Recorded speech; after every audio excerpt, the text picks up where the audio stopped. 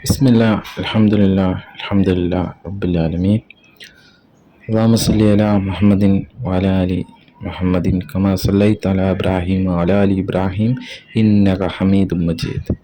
അസ്സലാമു അലൈക്കും വറഹ്മത്തുള്ളാഹി വബറകാതുഹു.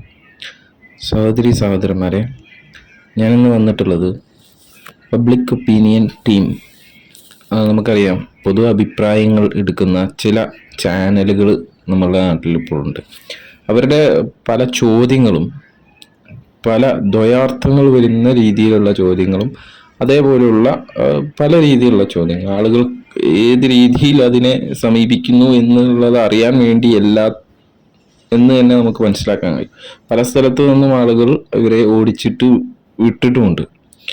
എന്തായാലും ഇപ്രാവശ്യം അവര് നോമ്പിന്റെ കാലത്ത് യുക്തന്മാർ യുക്തിവാദികളെന്ന് സ്വയം വാദിക്കുന്ന യുക്തിയില്ലാത്ത ചിന്തകർ എന്ന് വേണമെങ്കിൽ പറയാം, അശാസ്ത്രീയമാരമാണ് എന്ന് പല കാര്യങ്ങളും അവർ എടുത്തു പറയുന്നത് ശാസ്ത്രത്തിന് തന്നെ എതിരായിട്ടാണ് അവർ സംസാരിക്കുന്നത്. ശരിക്കും ഇവർ ഒരു അന്ധവിശ്വാസികളാണ് എന്ന് തന്നെ നമുക്ക് പറയാം. ശാസ്ത്രത്തെ തനിക്ക് വേണ്ടി വളച്ചൊടിക്കാൻ വേണ്ടിയാണ് ഇവർ പല കാര്യങ്ങളും ചെയ്യുന്നത്. ഇവർ വിചാരിച്ചിട്ടുള്ളത് ഈ പറഞ്ഞ ഈ പല കാര്യങ്ങളും സയൻസുമായിട്ട് ബന്ധപ്പെട്ട പല കാര്യങ്ങളും ഇവരാണ് കണ്ടുപിടിച്ചത് എന്നാണ് ഇവർ സ്വയം വാദിക്കാറുള്ളത്. സത്യം പറഞ്ഞു കഴിഞ്ഞാൽ അത് മതവിശ്വാസികളാണ് കൂടുതലും ഈ കാര്യങ്ങൾ കണ്ടുപിടിച്ചിട്ടുള്ളത്. ഇവരുടെ ഭാഗത്ത് നിന്നും വളരെ കുറച്ചു പേർ മാത്രമാണ് ഈ കാര്യങ്ങൾക്ക്, ഈ ശാസ്ത്രീയപരമായ കാര്യങ്ങൾ കണ്ടുപിടിച്ചതായിട്ട് നമുക്ക് കാണാൻ കഴിയുക. നമ്മൾ എടുത്തു നോക്കിയാൽ കാണാൻ കഴിയും. അപ്പോൾ ഞാൻ ആ വിഷയത്തിലല്ല ഇപ്പോൾ ചർച്ച ചെയ്യുന്നത്. നോമ്പുമായി ബന്ധപ്പെട്ട് ഒരു പബ്ലിക് ഒപ്പീനിയൻ ഇവരെടുക്കുകയുണ്ടായി. ഞാൻ ഇന്നാണ് ആ വീഡിയോ കണ്ടത്. ഞാൻ ഈ വിഷയത്തിൽ ഒരുപാട് പല വിമർശനങ്ങളും ഇസ്ലാമിനെതിരെ യുക്തന്മാർ ഉന്നയിച്ചതായിട്ട് കണ്ടിട്ടുണ്ടെങ്കിൽ പോലും ഞാനതൊന്നും നോക്കിയിട്ടില്ല എന്നല്ല, ഞാനതിനൊന്നും മറുപടി പറഞ്ഞിട്ടില്ല. എന്തായാലും ഈ വിഷയം കണ്ടപ്പോൾ എനിക്ക് വളരെ അത്ഭുതകരമായിട്ട് തോന്നി. ഇവരുടെ ഈ പബ്ലിക് ഒപ്പീനിയൻ ടീം ഇതിൽ വന്നിട്ട് അവരുടെ ചോദ്യങ്ങളും മറ്റവർ പറയുന്ന ഉത്തരത്തിനെ അവർ ഗണ്ണിക്കാൻ ശ്രമിക്കുന്നതും ഒക്കെ കണ്ടപ്പോൾ വളരെ ഒരു എന്താ പറയുക, കോമഡി ആയിട്ടും, പിന്നെ പബ്ലിക് ഒപ്പീനിയൻ ആകുമ്പോൾ ആളുകളെ തെറ്റിദ്ധരിപ്പിക്കുന്ന രീതിയിലാണ് ഇവർ അവർക്ക് വേണ്ട ചില കോട്ടിങ്സ് മാത്രം ഇവർ ഇപ്പോൾ എന്തായാലും ഒരു 10-20 ആളുകളടുത്ത് അവർ പോയിട്ടുണ്ടാവും. പക്ഷെ ഒരു 5-6 ആളുകളുടെ ഇന്റർവ്യൂ മാത്രമാണ് അവർ പബ്ലിഷ് ചെയ്തിട്ടുള്ളത്. അവർക്ക് വേണ്ടത് എന്താണോ അതാണ് അവർ പബ്ലിഷ് ചെയ്യുക. പക്ഷെ അങ്ങനെയല്ല, നമ്മളൊരു പബ്ലിക് ഒപ്പീനിയൻ എടുക്കുമ്പോൾ ഒരു 20 ആളത് എടുത്തിട്ടുണ്ടെങ്കിൽ ആ 20 ആളതും നമ്മൾ ഉൾക്കൊള്ളിച്ചിട്ട് വേണം അതിൻ്റെ അഭിപ്രായം എന്താണ് എന്നറിയാൻ. അത് മാത്രമല്ല, അതുകൊണ്ട് ആരാണോ ഇത് അനുഭവിക്കുന്നത് അവരോടാണ് ചോദ്യങ്ങൾ കൂടുതലും ചോദിക്കേണ്ടത്. പക്ഷെ ഇത് നമ്മൾ നോമ്പുമായിട്ട് ബന്ധപ്പെട്ട ഇവരുടെ ചർച്ച കാണുമ്പോൾ ഇവർ ചോദിക്കുന്ന ആളുകൾ പലരും പറയുന്നത് ഞങ്ങൾ നോമ്പ് ഒന്നും എടുക്കാറില്ല, അതിനെപ്പറ്റി അറിയില്ല, പക്ഷെ എന്താണ് നിങ്ങളുടെ അഭിപ്രായം ഇങ്ങനെ ചെയ്യുന്നത്? അപ്പോൾ അവരുടെ അഭിപ്രായം പറയിപ്പിക്കുകയാണ്. എന്തെങ്കിലും ഒരു അഭിപ്രായം പറയും. അറിയാത്ത വിഷയത്തിൽ പോലും അഭിപ്രായം പറയിപ്പിക്കുന്ന ഒരു രീതിയാണ് ഞാൻ കണ്ടത്. എന്തായാലും നമുക്ക് ഓരോ വീഡിയോ അവരുടെ കാണാം. ഒരു മാസം തുടർച്ചയായിട്ട് നോമ്പ് പിടിക്കുന്നത് മനുഷ്യ ശരീരത്തിന് ഉപദ്രവമാവും. അതെങ്ങനെയാണെന്ന് വെച്ച് കഴിഞ്ഞാൽ ഫാസ്റ്റിംഗ് എന്ന് പറയുന്നത് വളരെ നല്ലതാണ്. ശരീരത്തിന്റെ കൊഴുപ്പ് കുറയ്ക്കാനും ഒരുപാട് അസുഖങ്ങൾ വ്യത്യാസം വരാനും ഒരു ഓട്ടോഫേജി എന്ന് പറഞ്ഞൊരു പ്രൊസീജിയറാണ് നടന്നുകൊണ്ടിരിക്കുകയാണ്. പക്ഷേ ഈ ഫാസ്റ്റിംഗ് കഴിഞ്ഞ് കഴിഞ്ഞിട്ട് നമ്മൾ ഫാസ്റ്റിംഗ് തുറക്കുന്ന സമയത്ത് ഒരുപാട് ഭക്ഷണ കാര്യങ്ങൾ, അതായത് നമുക്ക് പറ്റാത്ത അതുവരെ ഫാസ്റ്റിംഗ് എടുത്തുകൊണ്ടിരുന്ന ബോഡി പെട്ടെന്ന് ഒരു സമയം കൊണ്ട് ഒരുപാട് നമുക്ക് ആ സമയത്ത് കാണാം എത്രത്തോളം വിഭവങ്ങൾ നമ്മൾ വെക്കുന്നുണ്ട്, എല്ലാം കാണും. അപ്പോൾ ആ ഒരു രീതിയിൽ ഇത്ര എണ്ണയും കൊഴുപ്പുള്ളതും മൊത്തം പൊരിച്ചുള്ളതും അല്ലെങ്കിൽ ഹെവി ആയിട്ടുള്ള ഫുഡൊക്കെ എടുക്കുമ്പോൾ അത് ആ ഒരു ഡൈജസ്റ്റീവ് ഫയറിനെ കുറച്ചിരിക്കുകയാണ്. അപ്പോൾ പെട്ടെന്ന് അങ്ങനെ കഴിക്കുമ്പോൾ അത് എഫക്ട് ആവും. But otherwise if you taking it ഒരു ലൈറ്റർ ഫുഡ് ലെവലിലോട്ട് എടുത്തിട്ട് ചെയ്യുവാണെങ്കിൽ ഐ ബിലീവ് അതൊരു ഹെൽത്തി വേ ആയിരിക്കും.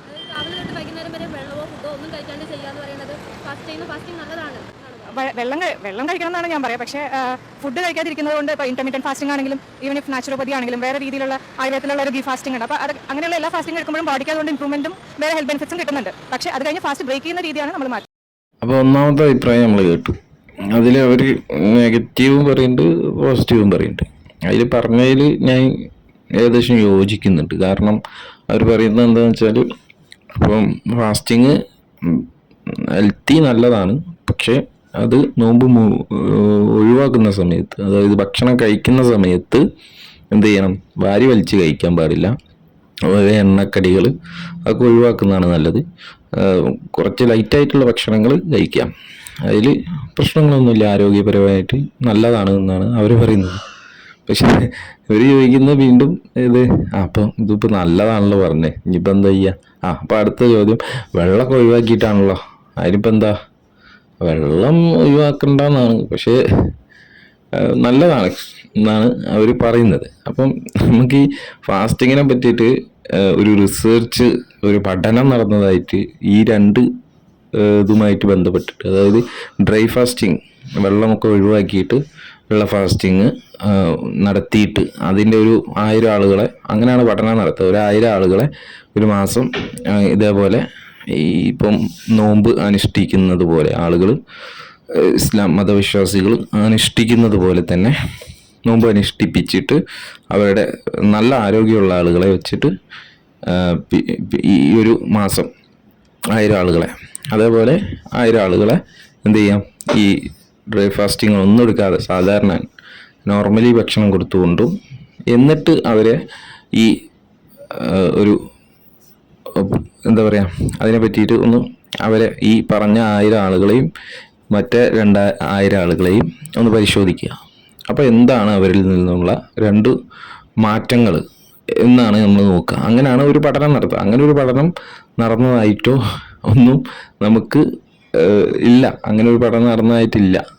അപ്പോൾ എങ്ങനെയാണ് ഇത് ആരോഗ്യപരമായിട്ട് ആളുകൾക്ക് ദോഷമുണ്ടാക്കും എന്ന് ഇവർ പറയുന്നത്? അത് ഇവരുടെ സ്വയം യുക്തിക്കാണ് ഇവരിപ്പോൾ കാര്യങ്ങൾ പറയുന്നത് എന്നാണ് ഞാൻ പറയുന്നത്. കാരണം ഇവർ യുക്തിവാദികൾ എന്ന് പറഞ്ഞു കഴിഞ്ഞാൽ സ്വയം യുക്തിയാണ് ഇവർ പൊതുവെ ഉപയോഗിക്കുന്നത്. ഇവർ ശാസ്ത്രത്തിൻ്റെ ആളുകൾ എന്ന് പറയുന്നപ്പോഴും സ്വയം യുക്തി മാത്രമാണ് ഇവർ ഉപയോഗിക്കുന്നതെന്ന് നമുക്ക് മനസ്സിലാക്കാൻ കഴിയും. ഇനി അടുത്തത് നമുക്ക് കേൾക്കാം. അതായത് ഈ നോമ്പെടുക്കുക എന്ന് പറയുന്നത് സ്വന്തം ശരീരത്തെ ഉപദ്രവിക്കുന്ന ഒരു പരിപാടിയാണ്. ഫാസ്റ്റിംഗ് ഹെൽത്തിയാണ്. ഇവരിപ്പോൾ കാണിക്കുന്നത് ഫാസ്റ്റിംഗ് അല്ല. ഫാസ്റ്റിങ്ങിൽ എവിടെയാണ് ഇത്രയും ടൈം വെള്ളം കുടിക്കാതിരിക്കണം എന്ന് പറഞ്ഞിട്ടുള്ളത്? കവം പോലും തൊപ്പം ഇറക്കാൻ പാടില്ല എന്നാണ് പറയപ്പെടുന്നത്. അപ്പോൾ നോമ്പ് അസൽ മനുഷ്യത്വ വിരുദ്ധമായിട്ടുള്ള ഒരു വൃത്തികേട് മാത്രമായിട്ടാണ് നമ്മളതിനെ നോക്കി കാണേണ്ടത്. വിശ്വാസത്തിന്റെ പേരിൽ നോമ്പെടുക്കുക മാത്രമല്ല, ഈ ശൂലം കുത്തുന്ന വൃത്തികേടുണ്ട്, മാമോദിസ നോക്കുന്ന വൃത്തികേടുണ്ട്, കാത് കുത്തുന്ന വൃത്തികേടുണ്ട്. അപ്പൊ ഇതൊക്കെ നമ്മൾ ഈ പറഞ്ഞ പോലെ സൈക്കോപാത്തിന്റെ ലക്ഷണം. അപ്പോൾ ശരിക്കും എനിക്ക് ഇത് കേട്ടൊരു ചിരി വന്നത്, കാരണം എന്തോ ഒരു വൈരാഗ്യമുള്ള പോലെ, മതങ്ങളിലോടൊക്കെ ഭയങ്കര വൈരാഗ്യമുള്ളവരാണ് ഇദ്ദേഹത്തിൻ്റെ സംസാരം. കാരണം ഇദ്ദേഹം പറയുന്നത് ഇത് ഒരു സൈക്കോപാത്തിൻ്റെ അവസ്ഥയാണ് ഈ ഫാസ്റ്റിംഗ് എന്നൊക്കെ പറഞ്ഞു കഴിഞ്ഞാൽ. പക്ഷെ ഫാസ്റ്റിംഗ് നല്ലതൊക്കെ തന്നെയാണ്, പക്ഷെ ഈ വെള്ളം കുടിക്കാനുള്ള ഫാസ്റ്റിംഗ് ആണ് പ്രശ്നം എന്നാണ് ഇദ്ദേഹം പറയുന്നത്. എന്താണ് ആ പ്രശ്നം? അതിൻ്റെ ഒരു തെളിവ് നിങ്ങൾ ഹാജരാക്കും, അതാണല്ലോ വേണ്ടത്. പിന്നെ അതിനെ ഇടയ്ക്ക് അദ്ദേഹം ഒന്ന് കടത്തി കൂട്ടാൻ ശ്രമിച്ച് ഇത് പാളിയിട്ടുണ്ട്. കാരണം കഫം ഇറക്കാൻ പാടില്ല എന്ന്. ആരാണ് ഇവിടെ കഫം? നിങ്ങളൊക്കെ കഫം ഇറക്കാറാണോ സാധാരണ ചെയ്യാറുള്ളത്? എനിക്കറിയില്ല. ഈ യുക്തിവാദികളെ സംബന്ധിച്ചിടത്തോളം കഫമൊക്കെ മിണുങ്ങുന്ന പരിപാടിയായിരിക്കും ഇവർക്ക്. നമ്മളെ സംബന്ധിച്ചിടത്തോളം സാധാരണ ഇപ്പോൾ നോമ്പാണെങ്കിലും അല്ലെങ്കിലും ആരായാലും കഫം വന്നു കഴിഞ്ഞാൽ അത് പുറത്തേക്ക് തുപ്പിക്കളയും. അതേ സ്ഥാനത്ത് ഉമിനീര് ഇറക്കുന്നതിനെ കൊണ്ട് ഒരു കുഴപ്പവും ഇസ്ലാമിലെ സംബന്ധിച്ചിടത്തോളം ഫാസ്റ്റിങ്ങിന് ഒരു കുഴപ്പമില്ല. അത് വെള്ളം ഒഴിവാക്കണമെന്നും പറഞ്ഞിട്ടുണ്ട്. ഫാസ്റ്റിംഗ് എന്ന് പറഞ്ഞാൽ ഡ്രൈ ഫാസ്റ്റിംഗ് ആണിത്. ഓക്കെ, അപ്പോൾ ഈ ഫാസ്റ്റിംഗ് കൊണ്ടുണ്ടാകുന്ന പല ഗുണങ്ങളും നമുക്ക് എന്താ പറയുക, സയൻറ്റിഫിക്കലി തെളിയിച്ച പല പഠനങ്ങളുണ്ട്. എന്നാൽ ഇത് പ്രശ്നമാണ് എന്ന് തെളിയിച്ച ഒരു പഠനങ്ങളും കൊണ്ടുപോകാം മുന്നോട്ട്. അല്ലാതെ വെറുതെ സൈക്കോപാത്താണ്, മറ്റേതാണ്, കാതുകുത്തിന് ഭയങ്കര ഇതാണ്. കാതുകുത്തിന് ഇപ്പോൾ എത്ര ആളുകൾ കാതുകുത്തുന്നുണ്ട്? അതൊക്കെ ഒരു വിശ്വാസത്തിൻ്റെ ഭാഗത്തിലല്ല, അത് ആദ്യമേ കുത്തിപ്പോരുന്ന ഒരു സംഭവമാണ്. അപ്പം ഇനിയിപ്പോൾ ഒരാൾക്ക് കാത് കുത്തണ്ടെന്ന് വിചാരിച്ചു കഴിഞ്ഞാൽ കാത് കുത്തിയില്ലെങ്കിൽ കുഴപ്പമൊന്നുമില്ല, അവൻ്റെ മതപരമായിട്ട് ഒരു കുഴപ്പമില്ല. ഇസ്ലാമിനെ സംബന്ധിച്ചിടത്തോളം തീരെ കുഴപ്പമില്ല. ഈ കാത് കുത്തണം എന്ന് നിർബന്ധമുള്ള ഒരു കാര്യമായിട്ടോ അല്ലെങ്കിൽ കാത് കുത്തണത് സുന്നത്തായിട്ടോ വരെ പഠിപ്പിച്ചിട്ടില്ല. അപ്പോൾ അത് വേറെ വിഷയം, അത് വേറെ മതങ്ങളായിരിക്കും അദ്ദേഹം ഉദ്ദേശിച്ചിട്ടുണ്ടാവും. എന്തായിക്കോട്ടെ. അപ്പം പിന്നെ മാമോദീസ ദിവസം വെക്കുന്നത് ഭയങ്കര വൃത്തികേടാണ്. എന്താണ് ഇപ്പോൾ മാമോദീസ ദിവസം വെക്കണത്? എന്ത് വൃത്തികേടാണ് എനിക്ക് മനസ്സിലായില്ല. ഒരു കുട്ടീൻ്റെ തല കഴുകുക എന്നുള്ളത് മാത്രമാണ് മാമോദീസ എന്ന് പറഞ്ഞു കഴിഞ്ഞാൽ. അതിലെന്താണ് ഇപ്പോൾ വൃത്തികേടായിട്ട് ഇദ്ദേഹത്തിന് തോന്നിയെന്ന് അറിയില്ല. എന്താവട്ടെ, നമ്മൾ ആ വിഷയത്തിലേക്ക് കടക്കുന്നില്ല. എന്തായാലും ഡ്രൈ ഫാസ്റ്റിങ്ങിനെ പറ്റിയിട്ട് ഇദ്ദേഹം പറഞ്ഞ കാര്യങ്ങൾ കേട്ടപ്പോൾ എനിക്ക് ചിരിയാണ് വന്നത്. അദ്ദേഹത്തിന് എന്തോ വിരോധമുണ്ട് എന്നാണ് എനിക്ക് മനസ്സിലായത്. എന്തായാലും അടുത്തത് നമുക്ക് കേൾക്കാം. നോമ്പ് പിടിക്കുന്നത് ആരോഗ്യ പ്രശ്നമുള്ളവർ നോമ്പ് പിടിക്കുകയാണെങ്കിൽ അത് ആരോഗ്യത്തിന് ഒരു ഉപദ്രവമാവും.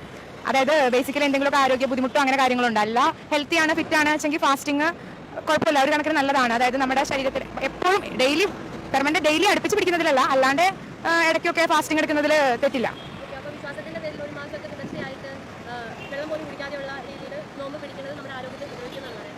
അത് അവരുടെ വിശ്വാസമാണ്. അതായത് ഇപ്പൊ അവര് ചെറുപ്പം തൊട്ട് ശീലിച്ചു വരുന്നത് അങ്ങനെയാണ് നോമ്പ് പിടിക്കുകയാണെന്നുള്ളത് അവരുടെ വിശ്വാസം. അതിന് നമ്മൾ ഒന്നും ചോദ്യം ചെയ്യേണ്ട, അല്ലെങ്കിൽ നമ്മൾ അതിന് പറയേണ്ട കാര്യമില്ല. അത് അവർ താല്പര്യത്തിൽ പിടിക്കുന്നതാണല്ലോ.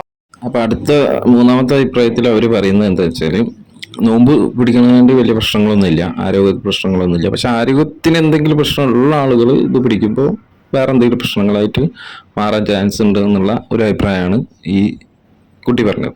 ഓക്കെ, അതിലും നമുക്ക് അഭിപ്രായ വ്യത്യാസങ്ങളൊന്നുമില്ല. കാരണം ആരോഗ്യമുള്ള ആളുകളെ സംബന്ധിച്ചിടത്തോളം നോമ്പെടുക്കാൻ ഇസ്ലാമിൽ അനുവാദമുള്ളൂ. അല്ലാത്ത ആളുകൾക്ക് അത് എടുക്കണമെന്ന് ഒരു നിർബന്ധവും ഇല്ല എന്ന് മാത്രമല്ല, അവർക്കത് ഒഴിവാക്കാനുള്ള അനുവാദമുണ്ട്. അത് പിന്നീട് അവർക്ക് ആരോഗ്യം ഉണ്ടെങ്കിൽ അവർക്ക് എടുക്കാം, അതല്ലെങ്കിൽ അതിന് പ്രായശ്ചിത്തമായിട്ട് ഏതെങ്കിലും പാവപ്പെട്ട ആളുകൾക്ക് ഭക്ഷണം കൊടുക്കാം. അങ്ങനെ ഒരുപാട് റിസ്ട്രിക്ഷൻസ് അതിലുണ്ട് എന്നുള്ളതാണ്.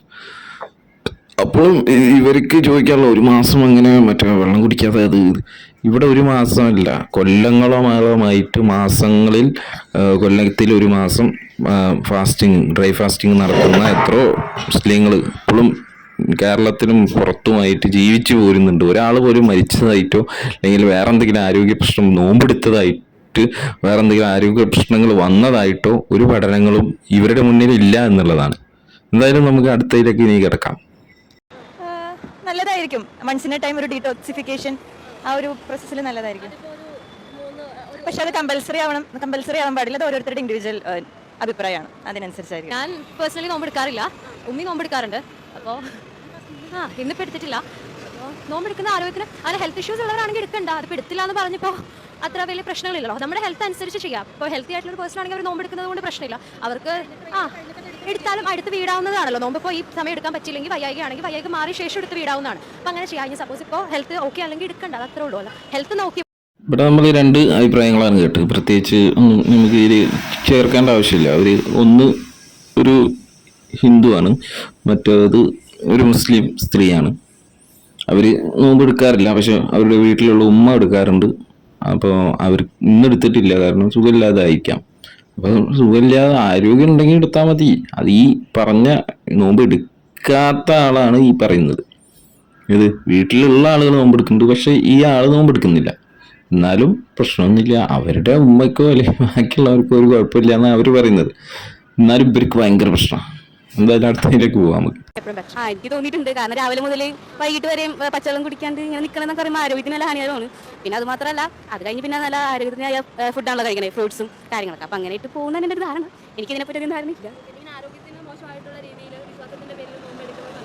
നല്ലതാണെന്ന് വെച്ചാൽ എനിക്കതിനെപ്പറ്റി അറിയില്ല. നല്ലതല്ല, പക്ഷെ എന്നാലും ആൾക്കാർ ചെയ്യുന്നതുകൊണ്ട് നമുക്കൊന്നും പറയാനൊന്നും പറ്റില്ലല്ലോ. ഞാനിതുവരെ ചെയ്തിട്ടില്ല. അതിപ്പോ ഓരോരുത്തരുടെ ഇഷ്ടമാണ്. അവർക്ക് വേണമെങ്കിൽ ചെയ്യാം, വേണ്ടെങ്കിൽ ചെയ്യണ്ട. അത്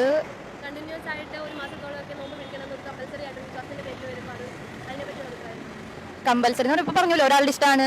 അത് വേണമെങ്കിൽ ചെയ്യാം, വേണ്ടെങ്കിൽ ചെയ്യണ്ട. ഇപ്പോ ചെയ്യണവരുണ്ട്, ചെയ്യാത്തവരുണ്ട്. അതൊക്കെ അവരുടെ ഇഷ്ടം. ഇതിൽ ആദ്യം പറഞ്ഞ ആൾക്ക് വലിയ ഐഡിയ ഇല്ല എന്നാണ്. അവര് പറയുന്നത് എന്താ വെച്ചാല്, വേണമെങ്കിൽ ചെയ്യാം, വേണ്ടെങ്കിൽ ചെയ്യണ്ട. ഓക്കെ, ചില ആളുകൾ സ്പെഷ്യലി നല്ലതല്ല, പക്ഷെ അവര് നോമ്പ് തുറക്കുന്ന സമയത്ത് ഫ്രൂട്ട്സും നല്ല ആഹാരമൊക്കെ കഴിക്കുന്നുണ്ടല്ലോ. അപ്പോൾ കുഴപ്പമില്ല, ഒക്കെ ഒരു അഡ്ജസ്റ്റ്മെന്റിൽ പോവും. അപ്പം ഈ ഒരു മാസം ഇങ്ങനെ വ്രതം അനുഷ്ഠിക്കുന്നത് എന്തോ വലിയ കുഴപ്പമില്ലേ, വെള്ളം പോലും കുടിക്കാതെ? അതെനിക്കറിയില്ല, പക്ഷെ നല്ലതല്ല കേട്ടോ. അപ്പം അഭിപ്രായം ചോദിക്കുന്ന ആൾക്ക് തന്നെ ഒന്നും അറിയില്ല, പക്ഷെ നല്ലതല്ല എന്ന് പറയാൻ മാത്രം അറിയാം. അതിപ്പോൾ ആർക്കും അറിയാം. ഇപ്പോൾ ഒരാളോട് നമ്മൾ ചോദിക്കുക, ബിരിയാണി എങ്ങനെ, നല്ലതാണോ? അപ്പോൾ ആൾ പറയുന്നത് നല്ലതാണ്. നിങ്ങൾ തിന്നിട്ടുണ്ടോ? ഇല്ല, ഞാൻ തിന്നിട്ടില്ല, പക്ഷെ നല്ലതാണ്. അല്ലെങ്കിൽ നല്ലതല്ല. നിങ്ങൾ തിന്നിട്ടുണ്ടോ? ഇല്ല, പക്ഷെ നല്ലതല്ല. ഒരാൾ അത് കഴിച്ചു നോക്കണം. ഈ പറയുന്ന ആളുകളൊക്കെ ഇതൊന്ന് എടുത്തു നോക്കിയിട്ട് പറയാം. ഒരു മാസം ഒന്ന് എടുത്തു നോക്കാം. ഒരുപാട് മുസ്ലിങ്ങളായിട്ടുള്ള ഒരുപാട് ആളുകൾ നോമ്പ് അനുഷ്ഠിക്കുന്നതായിട്ട് എൻ്റെ അറിവിൽ തന്നെ ഉണ്ട് എന്നുള്ളതാണ്. എന്തായാലും നമുക്ക് പിന്നീട് കേട്ട ആളും അതേപോലത്തുള്ള ഒരു അഭിപ്രായമാണ് പറഞ്ഞത്. അതിലും നമുക്ക് അഭിപ്രായ വ്യത്യാസമില്ല. എന്തായാലും അടുത്തതിലേക്ക് പോകാം. നല്ലത് തന്നെയാണ്. നല്ലത് നമ്മുടെ ബോഡി കംപ്ലീറ്റ് ചെയ്യുവാണ്. നമ്മുടെ ഫുഡ് നേരത്തെ കഴിച്ചിട്ടുള്ള ഇത് ഫാറ്റ് അങ്ങനത്തെ സംഭവങ്ങളൊക്കെ റെഡ്യൂസ് ചെയ്യും. റെഡ്യൂസ് ചെയ്യുകയാണ്. അതെ. വിശ്വാസത്തിന്റെ പേരിൽ ഇങ്ങനെ ഒരു മാസമൊക്കെ തുടർച്ചയായിട്ട് നോമ്പ് പിടിക്കുന്നതിന്റെ ഭാഗമായിട്ട് കഴിഞ്ഞ ദിവസം ഒരു കുട്ടി മരിച്ചിട്ടുണ്ടായിരുന്നു. ഓക്കെ, അതെങ്ങനെയാണ് നമ്മുടെ ആരോഗ്യത്തിന് നല്ലതാണെങ്കിൽ ആ കുട്ടി എങ്ങനെയാണ് മരിക്കുക? അത് നമ്മൾ ചില കോംപ്ലിക്കേഷനൊക്കെ ഉണ്ടാവും. ചില കുട്ടികൾക്ക് ചില ഇതൊക്കെ ഉണ്ടാവുമല്ലോ, ഹെൽത്ത് പ്രോബ്ലംസ് അങ്ങനെയൊക്കെ ഉണ്ടെങ്കിൽ അത് നമ്മൾ അങ്ങനെ റെസ്ട്രിക്റ്റ് പറഞ്ഞിട്ടില്ല. അസുഖങ്ങളുള്ള കുട്ടികളെ എടുക്കണമെന്നോ അങ്ങനെയൊന്നും പറഞ്ഞിട്ടില്ല. നമുക്ക് പൂർണ്ണ ആരോഗ്യമുള്ള ആൾക്കാർക്ക് നോമ്പെടുക്കുന്നത് നല്ലത് തന്നെയാണ്. ഇപ്പോൾ സംസാരിച്ചത് ഒരു മുസ്ലിം സ്ത്രീയാണ്.